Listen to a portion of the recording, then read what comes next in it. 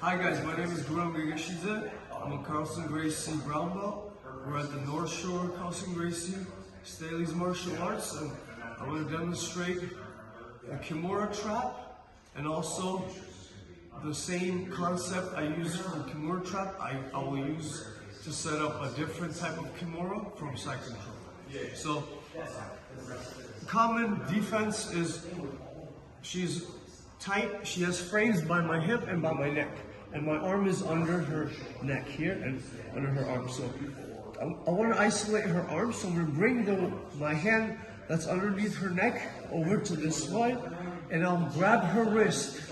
So in order to not create much space, I'll have my pressure with my neck, but when I try to bring the arm over to the other side, I'm going to twist and turn my neck so I can bring it this way.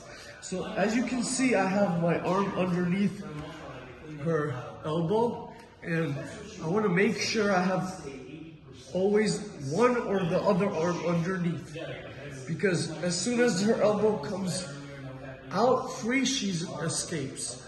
Alright, so in this case I have this arm, the original arm underneath. So to go for the Kimora, there's a little space by the armpit where I can slide my arm to switch so I can take my second hand to grab her wrist, okay?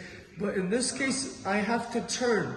But when you guys turn, you want to make sure you don't turn your entire body so she won't whip you. So the way I like to turn from one side or to the other, depending on what I'm doing, is I always have, if I'm turning to my left, I lift my left leg up and have my right leg straight. So when I go the other way, my left leg straight and my right leg up here. And I don't have my hips or legs on the mat. So when I slide under here, I will turn, okay? But she's hiding her neck, she knows that I'm going for Kimora, so she's gonna be hiding her arm behind my neck. So it will be hard to grab without creating space. She might escape. So in order to help myself keep her arm secure and also straighten it so I can set up a Kimora, I will tilt my head by my shoulder, and this will move her arm and straighten it slightly. Alright, so from here, my free arm will come and go by her bicep and slide all the way by her wrist and grab her wrist and bring her arm on the mat. So from here, same way I turn to face her legs, I'm going to turn the other way, and I will slowly move up to step my foot behind her neck. Now I can lift her slightly and finish the Kimora. So when I come back, a common escape for especially strong people use is they straighten the arm and get out from here, okay? So when you have the Kimora. So I'm gonna take that to my advantage, and this is why it's called a trap, because her arm is isolated, so I will use multiple submissions to catch her. So if one Kimora doesn't work, once she starts to straighten the arm,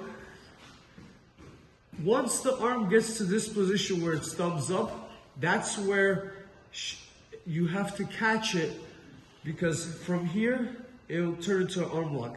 But as soon as it's slightly bending, she's able to bend more, okay? So what I'm gonna do is, I'm gonna allow her to straighten the arm, and I slide slightly my hand by her wrist, and I'm gonna do a motorcycle Harley Davidson type of wrist curl so I can lift her arm off the mat and press down here, okay? And that's a tap. So if she happens to escape and go this way, one of the escapes is she's gonna bring the arm up and inside, okay? So I have to make sure this arm, if she's going upwards, is away, so I'm gonna slide slightly down, okay?